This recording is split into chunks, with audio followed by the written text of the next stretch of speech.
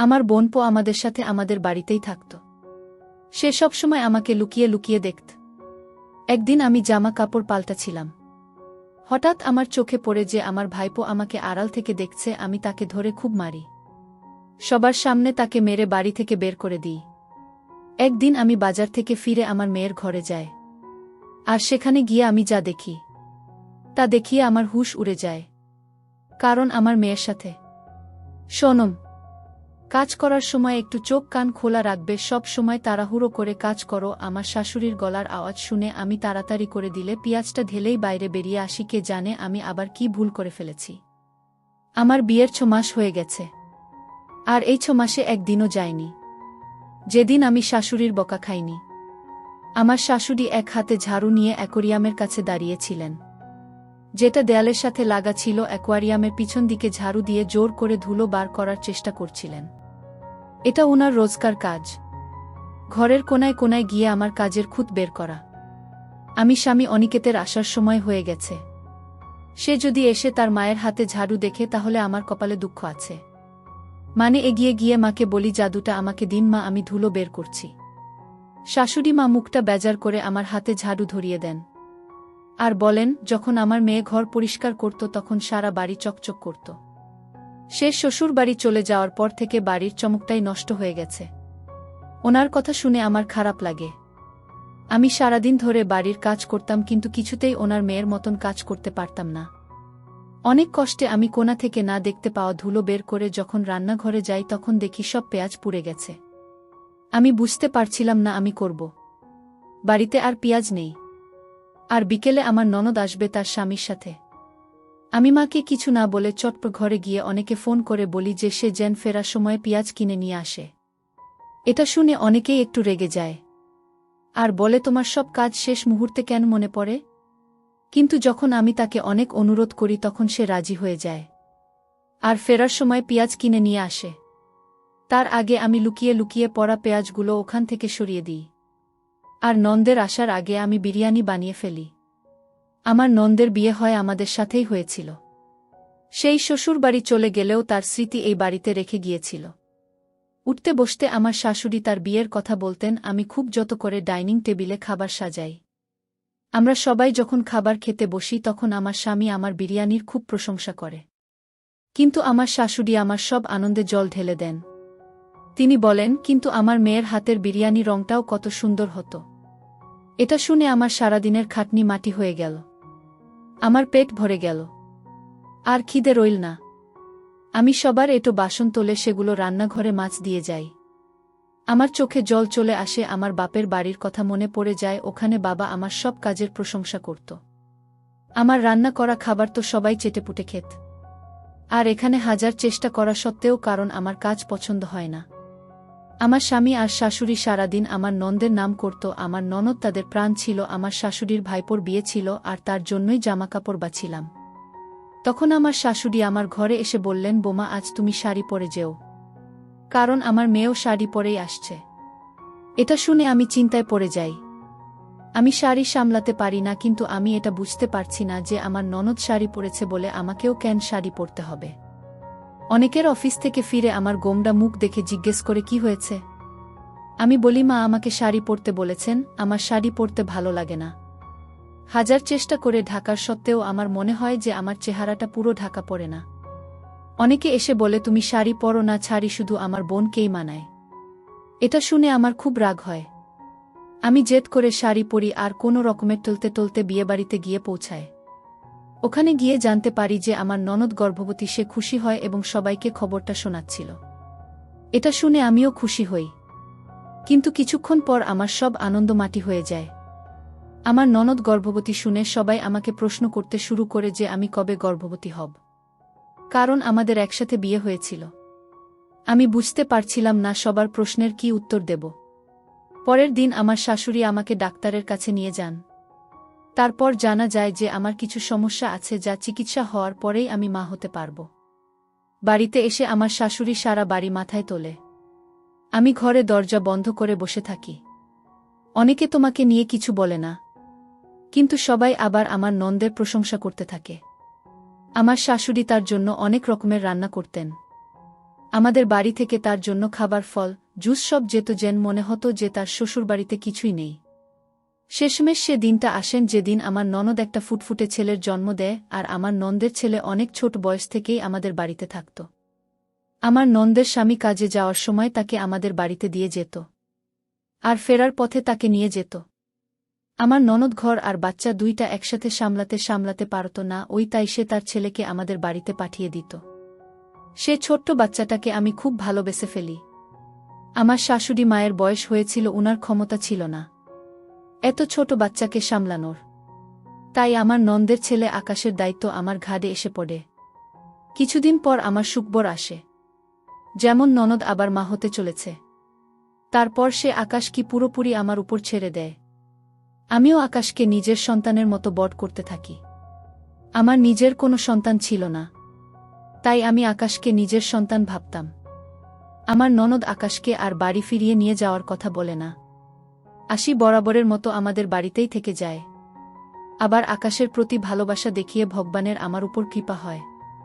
আকাশে যখন 3 বছর বয়স, তখন আমার একটা মেয়ে হয়। আমার মেয়ে হওয়ার পরেও আমি আকাশকে নিজের কাছে রাখি। 2টা বাচ্চা কি একসাথে বড় করি। আমার নন্দের একের পর এক বাচ্চা হয়ে যায়। তার আকাশকে নিয়ে কোনো চিন্তা ছিল না। আমার শাশুড়ি আকাশকে ছাড়া এক মুহূর্ত থাকতে পারতেন না, তাই সে আমাদের বাড়িতেই বড় হয়। দেখতে দেখতে অনেকগুলো বছর কেটে যায়। আমার মেয়ে কুসুমের বয়স এখন 15, আর আকাশের বয়স 18 বছর। আমার এখনো মনে হয় যে আমি কালকে বিয়ে করে বাড়িতে এসেছি। আমার শাশুড়ি মার বয়স হয়েছে, উনি আজকাল ঘর থেকে খুব একটা বের হন না। দিনকাল ভালোই কাটছিল। একদিন এই লাউঞ্জে বসে চা খাচ্ছিলাম। কুসুম আমার পাশে বসে বই পড়ছিল। আমি তাকে জিজ্ঞেস করি, কি ব্যাপার আজকাল আকাশ দাদা তাকে পড়াশোনায় সাহায্য করে না? কুসুম মাথা নাড়ে আর বলে, আজকাল আমার আকাশ তাদের ব্যবহার ভালো লাগে না। কেমন বদলে গেছে, ওর সাথে কথা বলতে ইচ্ছে করে না, ও সাহায্যের কোনো প্রয়োজন নেই, আমি নিজেই করে নেব। এটা শুনে আমার হাসি পায়। ভাই বোনের মধ্যে এরকম ঝগড়া তো হয়েই থাকে, কিন্তু আমি দিন দিন লক্ষ্য করি তাদের মধ্যে দূরত্ব বাড়তে থাকে। আগে ওরা সবসময় একসাথে থাকত, কিন্তু আজকাল আকাশ যেখানে থাকে সেখানে কুসুম যেতেও চায় না। আমি কুসুমকে অনেক বোঝানোর চেষ্টা করি, কিন্তু সে বলে, মা তুমি আকাশ দাদাকে ভালোভাবে জানো না, ও অনেক পাল্টে গেছে। আমি কুসুমকে তার মতো ছেড়ে দিই, আর ভাবি যে পরে ওকে আমি বুঝিয়ে বলবো। আজকাল প্রায় সে আমার কাছে আকাশের নামে নালিশ করে, কিন্তু আমি আকাশের বদলে তাকে বোঝাই, কারণ আমার আকাশের প্রতি বিশ্বাস ছিল। সে আমার চোখের সামনে বড় হয়েছে। আমি আর আমার শাশুড়ি মা তাকে বড় করে তুলেছি।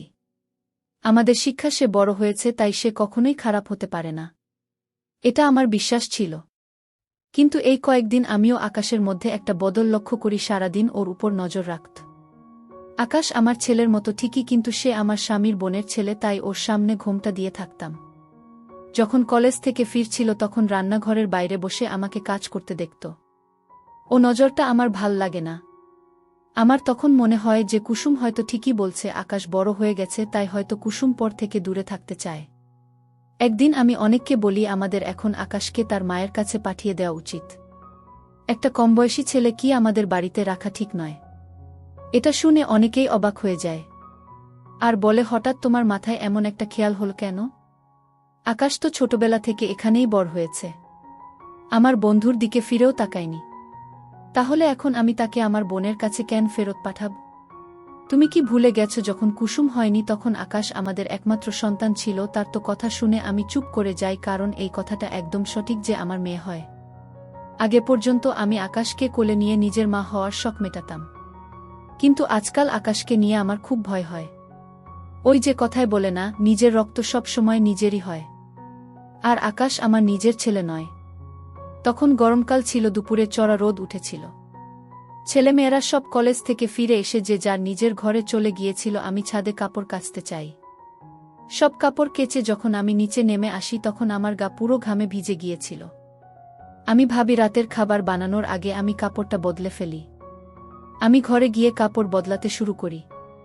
হঠাৎ আমার মনে হয় যে কেউ আমাকে দেখছে। আমি পিছনে ঘুরে দেখতে ঘরের জানালাটা বন্ধ হয়ে যায়। আমি হতবাক হয়ে তাকিয়ে থাকি। জানলাটা খুলে কেউ একটা আমাকে কাপড় বদলাতে দেখছিল।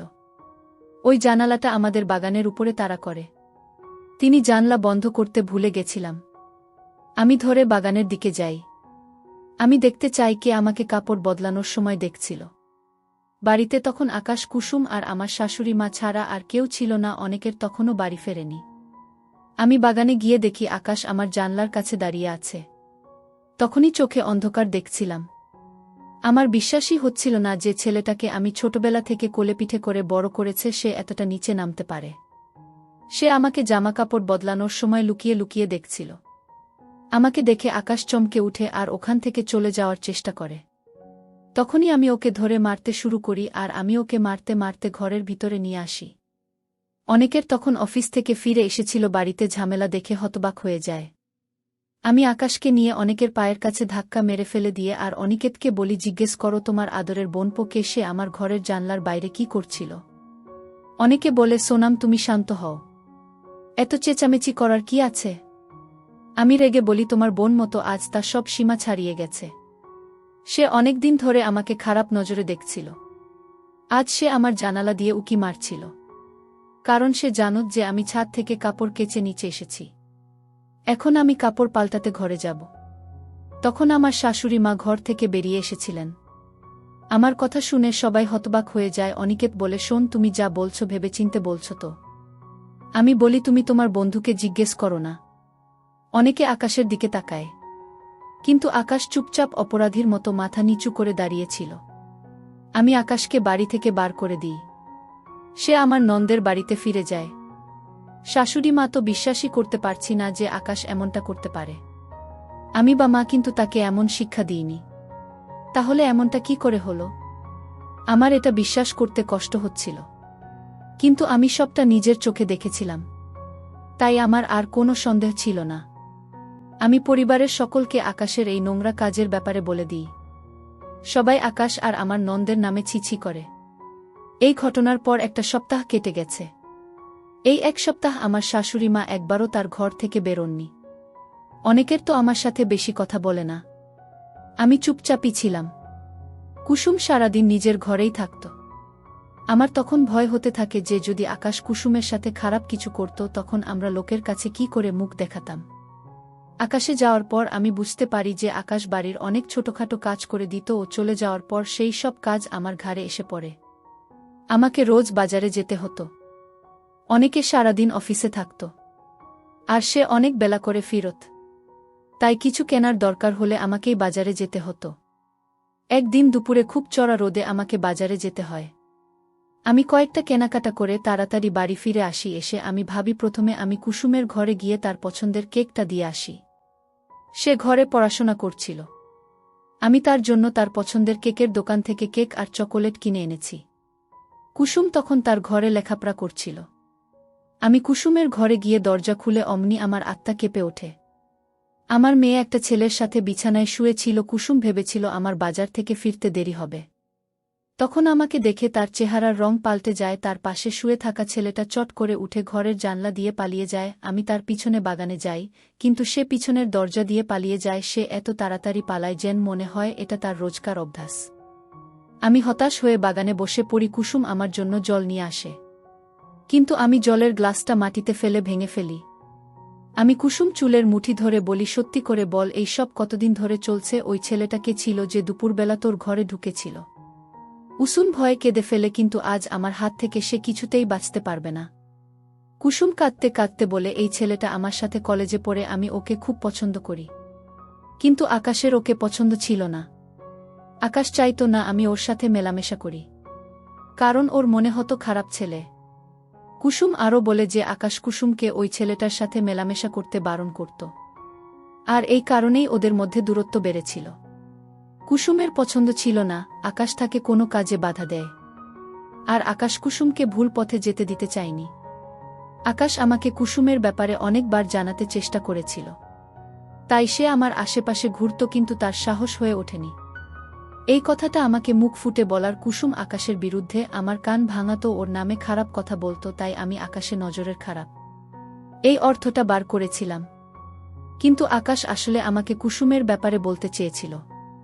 সেদিন যখন আমি জামা কাপড় পাল্টাছিলাম তখনই ছেলেটা কুসুমের সাথে দেখা করে বাগানের পিছনের দরজা দিয়ে পালাচ্ছিল। তার নজর যখন আমার জানলার দিকে পড়ে তখন শেষ এখানে এসে আমার ঘরের জানলা দিয়ে উকি মারে। সে লুকিয়ে লুকিয়ে আমাকে দেখছিল।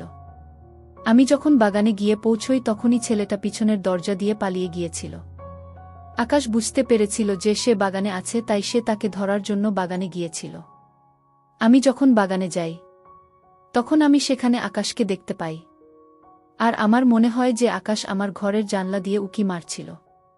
কিন্তু আসলে সেটা আকাশ ছিল না, সেটা ছিল কুসুমের প্রেমিক। অনেকে আর আমার শাশুড়ি মা যখন আকাশকে প্রশ্ন করে তখন সে কোনো কথা বলে না, কারণ সে কুসুমের সম্মান বাঁচাতে চেয়েছিল। এটা যদি জানাজানি হতো যে কুসুম তার নিজের বাড়িতে তার প্রেমিকের সাথে দেখা করে, তাহলে সবাই চিঠি করত। আমার শাশুড়ি মা সবাইকে বলে বেড়াত যে আমি আমার মেয়েকে শিক্ষা দিতে পারিনি। কাজটা আমি চাইনি আমার দিকে কেউ আঙুল তুলুক, তাই সে সব দোষ নিজের ঘাড়ে নিয়েছিল। কুসুম সবটা জেনেও চুপ করেছিল, সে কাউকে সত্যিটা বলেনি। কুসুমের কথা শুনে আমার হুঁশ উড়ে যায়। আমি না চিনি অনেক বড় ভুল করে ফেলেছি। আমি যাকে দোষী ভেবেছিলাম সে আসলে আমার বাড়ির সম্মানের কথা ভেবে এত কিছু সহ্য করেছে। আমাকে এখন যে করেই হোক ভুলটা শুধরে নিতে হবে। আমি তখনই আমার নন্দের বাড়িতে চলে যাই। সেখানে গিয়ে আকাশের কাছে হাত জোট করে ক্ষমা চাই। আকাশ আমাকে জড়িয়ে ধরে বলে, মা, আমি তোমার ক্ষমা চাওয়ার কোনো প্রয়োজন নেই। আমি তোমাকে খুব ভালোবাসি, তোমার জন্য আমি সব কিছু করতে পারি। আকাশ প্রমাণ করে দিল যে ভালোবাসার সম্পর্ক রক্তের সম্পর্ক থেকে অনেক বড় হয়। আমি বাড়ি ফিরে অনেকে আর আমার শাশুড়ি মাকে সবটা খুলে বলি। আমি আকাশের সাথে অন্যায় করেছি, তাই তারা আমাকে যা শাস্তি দেবে আমি মাথা পেতে নেব, কিন্তু সবাই আমাকে ক্ষমা করে দেয়। এখন আমাকে আর অনিকেতকে কুসুমকে ভুল পথে যাওয়া থেকে আটকাতে হবে।